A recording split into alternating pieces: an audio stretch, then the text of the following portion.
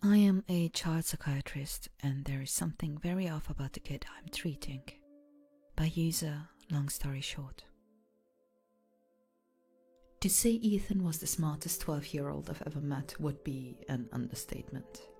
According to his school records, his first stroke of genius hit around the time he was in second grade, when he multiplied 3-digit numbers in his head, while the other kids were just learning to add using their fingers.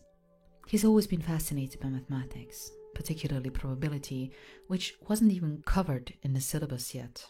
His teacher immediately requested Ethan's parents to consider him skipping a few grades, maybe even take a few tests to see if he was a genius. The Joneses were against that idea completely. They just thought it would be too much work in their already hectic life. However, the absolute lack of attention or love from Ethan's parents isn't the reason why he is in my office every day at 4 p.m. sharply. Frankly, I don't think that bothers him. He's not too popular in school either, considering no kids want to be friends with a know-it-all that could predict the outcome of Monopoly with the help of some probability.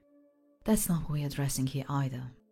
Ethan has been sent to me because he was the only one present at the crime scene when his 19-year-old babysitter Kristen was brutally murdered by a serial killer who has escaped from jail a couple of weeks ago and was on a killing spree. Well, he wasn't exactly a witness because while Kristen's head was being badgered with a hammer, Ethan was too busy counting the tiles on the bathroom floor. It was unfortunate, really, but fate would have it that Kristen met the pattern of this rogue killer's previous victims. The Joneses returned home to a bloody corpse in the middle of their living room, and their young boy seated on a chair in the dining hall playing on his iPad. It was Mrs. Jones that believed her son required a psychiatrist, given God knows what he might have witnessed that evening. He wanted to ensure he was still normal. My sessions with Ethan haven't really been all that fruitful. I tried to keep the conversation going many times, but all I'd get in return were a few shrugs and maybe a half-hearted "yeah" now and then. Today, however, I decided to dive right in and talk about that gruesome evening. It was a dark time for the entire town, you know, I spoke. The police didn't see it coming. Nobody did. What were the chances? I did. A voice, a sentence, that was a breakthrough for me. What's that?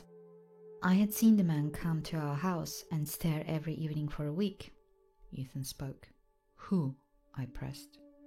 The bad man who killed Kristen. I would see him from the bedroom window. I knew the police were looking. I saw the news and I knew he was going to do something bad. I also knew he would have done it on a Tuesday or a Wednesday because that's when Mom and Dad don't come home for a long time, Ethan continued. The chances were 2 out of 7. I felt a chill go down my spine. It was peculiar to see a child talk about such an event with not even a hint of remorse. Why? I began. Why didn't you say anything? You could have saved her life.